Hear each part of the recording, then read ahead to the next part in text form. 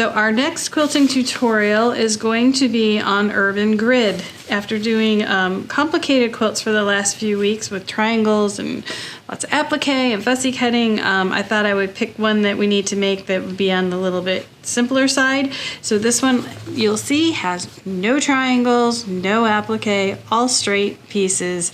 It's an advanced beginner pattern and it should go together really quick for us. For this project, we are using City Dreams collection from Hoffman Fabrics.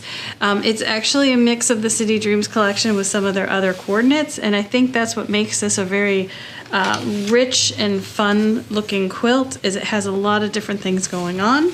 We have these tonal batiks. We have like a seafoam green and a bright blue and a mottled batik.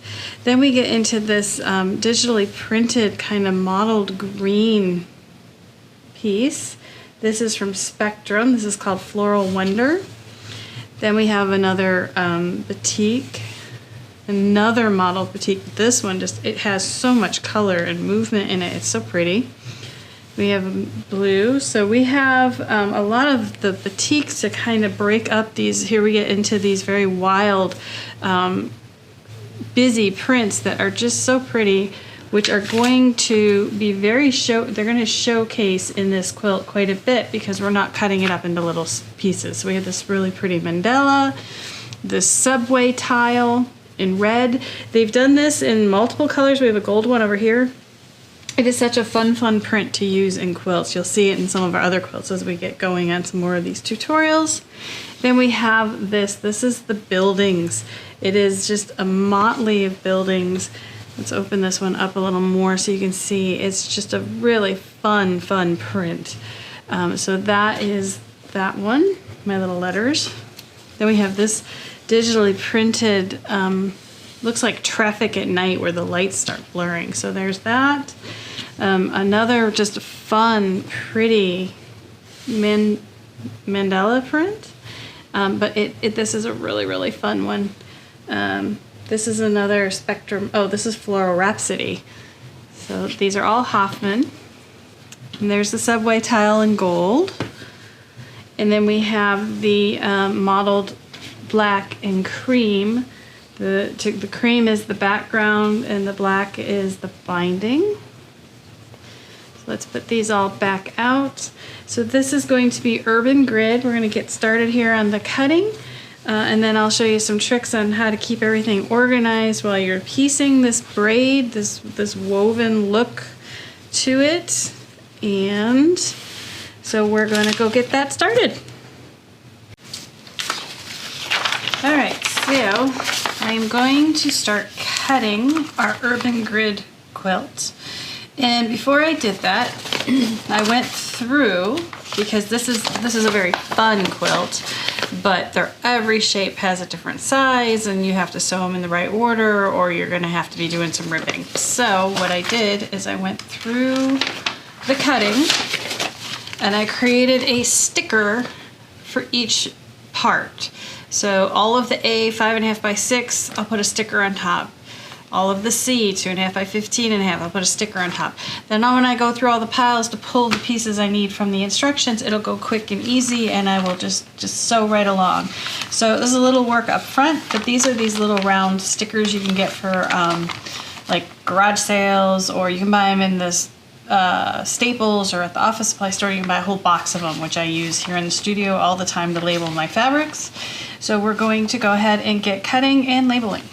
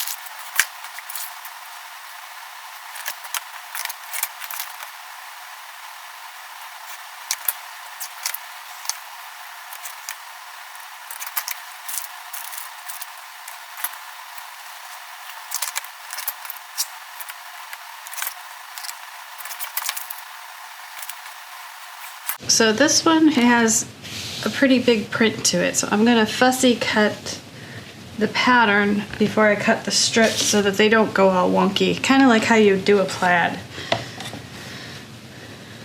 So you have to cut it single layer. You pick a pattern, a line on the print that goes all the way the length of the fabric, and then you use that as your guide to cut the strip.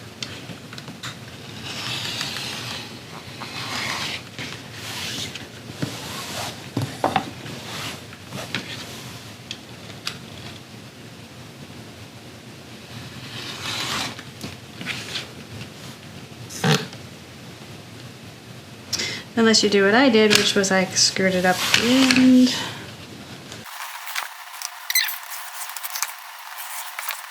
Okay. Now we'll cut the strips from this side, but again, we'll cut them single layer to keep it straight and not go wonky on us. Especially in a pattern where, in this case, it has to look like it's continuous or else the weave will look broken. So it's extremely important that the pattern goes straight on this one.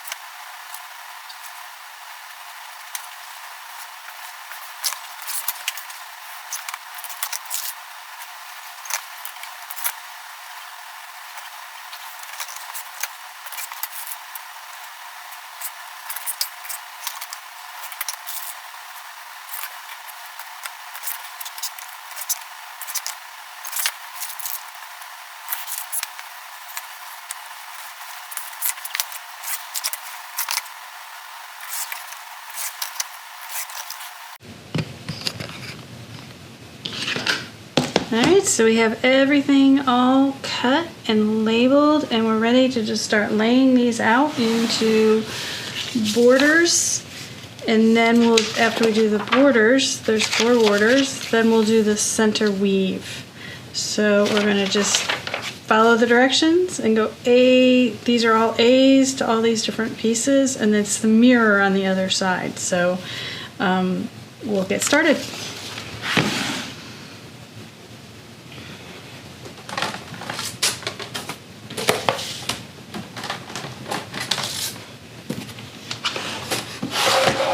So I may have to pick this up and move it halfway through the process, so I'm going to put all the pieces out on these rulers so I can just pick them up like trays.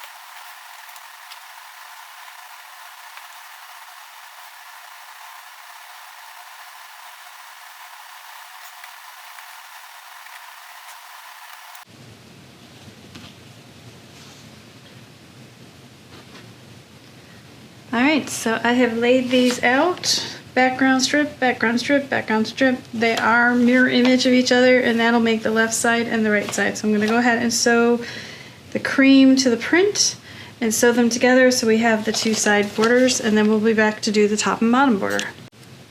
So here we have, I've done the two side borders and the top and bottom borders. This is one of the side borders. Now the next step is to actually do this internal woven square. And so to do that, I've put some little arrows here so I know which way to press each row. So this way, that way, this way. So we're gonna go ahead and assemble the rows, get that square done, and then add the borders. And what I would suggest is to do it horizontally. These are all going to be G's, and I would lay it out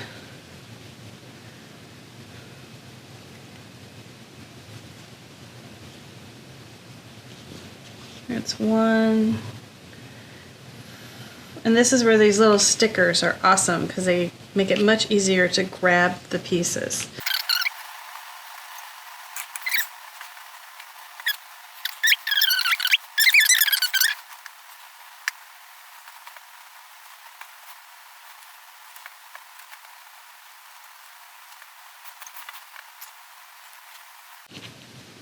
Okay, so that's the first row. We're going to sew them end to end, and we're going to press them all to the left, and then we'll do our second row and press that all to the right.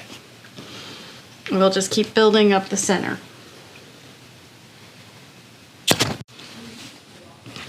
So now I have all of my rows sewn, and I haven't pressed any of them because I want to press each row in the opposite direction. But before I press them, I have these Alphbitties. We sell these on our website. I went ahead and clipped a number on each. This is my row number, especially for something like this where it's, everything has to go in a certain way. I put the numbers on so I don't get them out of order as I'm pressing and sewing.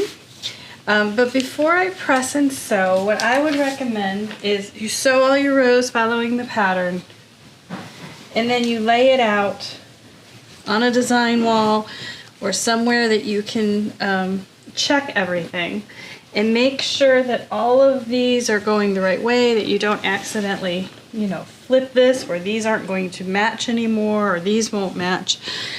So the trick to this one is definitely to do it and constantly double check yourself because it's very easy to get confused with it.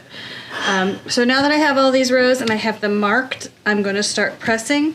I'm going to press one row this way, one row that way, one row this way. Then once the center is done, we can go ahead and add the borders on and the top is finished. So other than being a lot of different fabrics going a lot of different ways, it's a pretty easy quilt. The other thing you can do at this point is check all your directional prints and make sure if you want a directional print to all read horizontal, that they all are going the same way. It's easier to rip and fix them here than when you have the whole quilt top done. So this is the rows. So we're going to get those pressed and get those sewn, and then I will show you the quilt top once we get that done with the borders.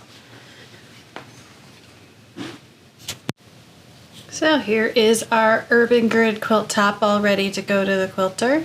This is featuring City Dreams from Hoffman Fabrics. It's a really fun and easy quilt for beginners. It's got big chunky pieces, no triangles, all straight edges. It goes together like a dream. You just have to label your pieces like we showed at the beginning of the video. So here is our Urban Grid all back from being quilted and bound. Monica Crone quilted this one. And I'm going to get up close so you can see it, but she did like Urban Grid streets all over it. She did like just rectangles, which really fits the design very, very well. You don't want anything too, overwhelming or curvy on this. I think a straight quilt design works the best. And you can see, let me go back in here, she just used a light cream thread that sort of blended into most of the colors. The only one that pops on is the blue, and that's okay. It just accents it a little bit. So this is our Urban Grid quilt. I hope you have enjoyed our video tutorial on this, and leave any comments and pictures below if you make it, and thanks for watching.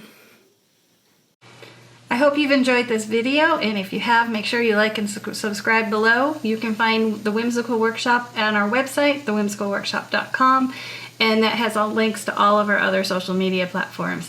Thanks for joining us.